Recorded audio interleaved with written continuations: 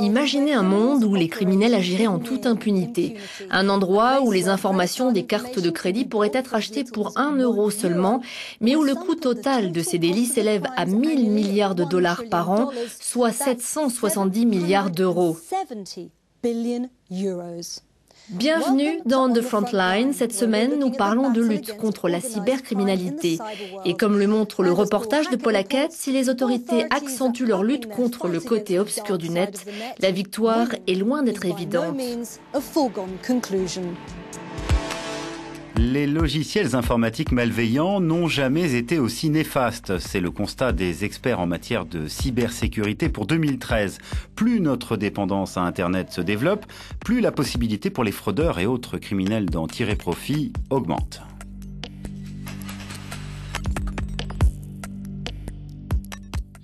Chaque jour, les hackers développent environ 260 000 lignes de code infectés, ce qui est un volume assez effrayant quand on sait qu'il y a seulement 3 ans, on en comptait 50 000. Vous êtes donc beaucoup plus susceptible d'être confronté à un code infecté et à des hackers.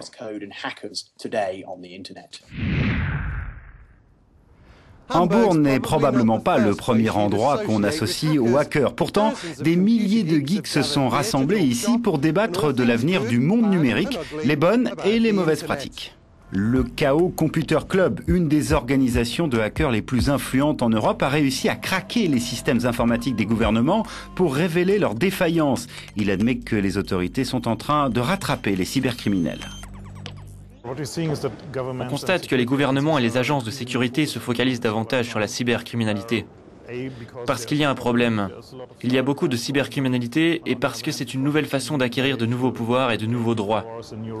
Le problème est double. D'une part, les utilisateurs ont besoin d'acquérir une cybervigilance et d'autre part, les entreprises et les gouvernements doivent en faire plus pour l'information et la sensibilisation aux risques. Ainsi est né le Centre européen de lutte contre la cybercriminalité installé à La Haye dans les locaux d'Europol. Objectif principal, lutter contre les groupes criminels organisés qui font d'énormes profits en fraudant sur le net, vol de cartes de crédit et de coordonnées bancaires en tête.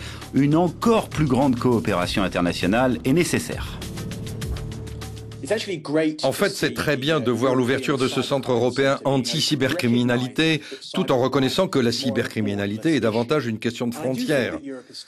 Et je pense que l'Europe commence à prendre plus au sérieux la cybercriminalité. Malheureusement, nous devons aussi avoir une approche plus globale, et nous avons besoin de règles internationales pour rendre beaucoup plus difficile la vie des cybercriminels. Obtenir des règles de bonne gouvernance sur le web ne sera pas rapide, surtout lorsque des pays comme la Russie et la Chine refusent de prendre part à des initiatives internationales. Avec nous sur le plateau de On the Frontline, Charles Harting, qui dirige le Centre européen de lutte contre la cybercriminalité, et Rick Ferguson, directeur de la sécurité chez Trend Micro. Messieurs, merci beaucoup d'être avec nous. Charles, il n'y a pas de consensus international sur ce qu'est en réalité la cybercriminalité. Il n'y a pas de traités internationaux. Le Centre Europol que vous dirigez maintenant est en quelque sorte paralysé dès le départ.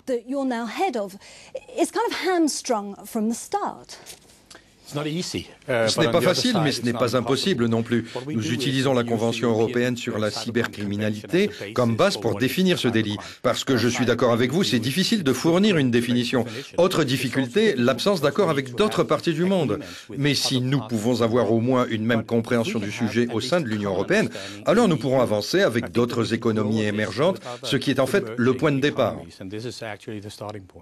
Mais la cybercriminalité est un crime international, pas seulement européen. La considérer comme telle n'aiderait-il pas? On ne se tire pas une balle dans le pied en disant seulement européen? La cybercriminalité a évidemment une portée internationale en termes de personnes et de ressources utilisées pour commettre ces délits. C'est un fait. Un des éléments clés de la criminalité informatique, c'est son évolution rapide. Nous nous appuyons sur une convention établie il y a plus de 10 ans et dont le but était d'apporter une réponse juridique. Et c'est regrettable. Alors pourquoi les autorités sont-elles si lentes? Car les cybercriminels sont agiles, rapides, flexibles, et les autorités ne peuvent tout simplement pas les suivre. La question n'est pas tellement la Convention, car je pense que nous sommes réellement en train de changer cela. Il y a un consensus et une compréhension. Mais Rick disait que la Convention datait de 2001. Oui, mais vous devez comprendre que la plupart des cybercrimes peuvent effectivement être traités par la justice des États. Si vous volez des informations, qu'elles soient virtuelles ou physiques, n'a pas d'importance. Le problème, c'est d'obtenir des preuves, et c'est là où nous devons agir d'une manière beaucoup plus rapide que celle à laquelle nous sommes habitués, avec le crime organisé et le trafic de drogue. Ici, nous avons besoin de changements, nous avons beaucoup de défis, mais nous allons y faire face. Comment convaincre des pays qui n'ont aucun intérêt à arrêter des cybercriminels de vous rejoindre? Il y aura toujours des États voyous. Comment arrêter un criminel qui agit en Russie? Le pays ne joue pas vraiment le jeu. Comment attraper un hacker là-bas? Le défi est peut-être encore plus grand que ça. Un des grands problèmes, c'est d'identifier la localisation géographique des cybercriminels. C'est très difficile de savoir où ils se trouvent. Les hackers ont l'habitude de brouiller les pistes en détournant le trafic des données. Pour cela, ils peuvent utiliser des ordinateurs qu'ils ont affectés aux quatre coins du monde, en passant par des serveurs informatiques tels que les proxys. Ils peuvent même passer par votre ordinateur pour attaquer quelqu'un d'autre. Cela fait-il de vous le criminel? Pouvons-nous vous attribuer ce délit? Et à moins d'avoir accès ou le contrôle des ordinateurs zombies utilisés pour perpétrer un délit informatique, ce sera difficile de réunir des preuves. La difficulté technique pour accéder aux preuves est une chose, mais il y a aussi un manque de compétences et de formation pour traquer ces pirates. Et ce manque au sein des forces de l'ordre, tout comme le manque de familiarité avec les outils et les techniques utilisés, sont problématiques dans ce type d'enquête. Quel est le profil des agents qui luttent contre la cybercriminalité à La Haye? Ce sont des experts. Ils ont été formés dans la police et en dehors de la police. Ils ont la meilleure formation. Est-ce une force de police traditionnelle? Les deux. Nous avons des policiers et maintenant nous recrutons des personnes qui n'ont pas forcément une expérience policière parce que nous nous rendons compte que nous avons aussi besoin de ce genre d'experts. Mais si j'étais un criminel, je n'agirais pas dans un pays où existe déjà une législation anti-cybercriminalité. J'irais ailleurs, dans un autre pays. Cela arrive souvent. Traditionnellement, il y avait une sorte d'accord tacite chez les criminels de la Russie et de l'ancienne CEI pour ne pas commettre de fraude bancaire comme le vol des identifiants dans leur propre zone géographique, car ils avaient plus de risques d'être poursuivis. Ils ciblaient plutôt des pays à l'étranger pour éviter d'être arrêtés.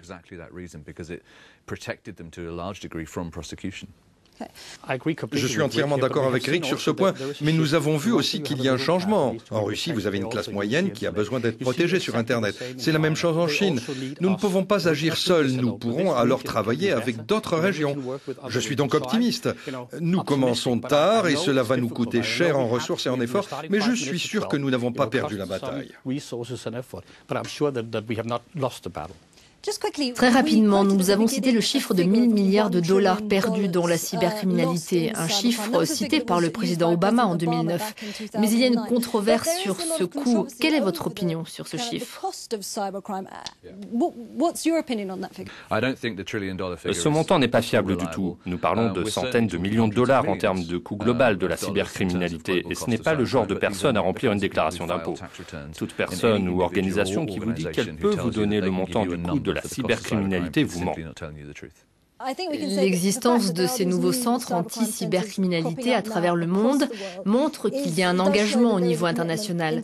Je voudrais que vous écoutiez cette petite phrase de Peter Soma, qui est un expert en cybercriminalité. Il y a une prolifération d'agences concurrentes, par exemple Europol et Interpol. Mais vous avez aussi une agence appelée ENISA, financée par la Commission, basée en Crète. Et vous disposez d'une agence de l'OTAN à Tallinn, en Estonie. Comment tous ces organismes vont-ils travailler ensemble? Vont-ils être en concurrence pour obtenir des fonds et retenir l'attention? C'est une bonne question. C'est une tellement bonne question que je veux vraiment expliquer qu'il se trompe ici sur son hypothèse. Nous avons à l'agence anti-cybercriminalité une approche globale. ENISA est une agence européenne chargée de la sécurité et de l'amélioration des réseaux. Ils vont continuer à faire leur travail. CEPOL est une autre agence européenne qui fait de la formation et elle va continuer à le faire pour notre compte. C'est le début de notre collaboration avec Interpol. J'ai d'ailleurs demandé à son patron de participer à la création de notre agence. Je sais que nous devons être sur tous les fronts ici, mais nous devons aussi ne pas nous faire concurrence. Il y a tellement de criminalité dans ce domaine, et il y en a assez pour tout le monde.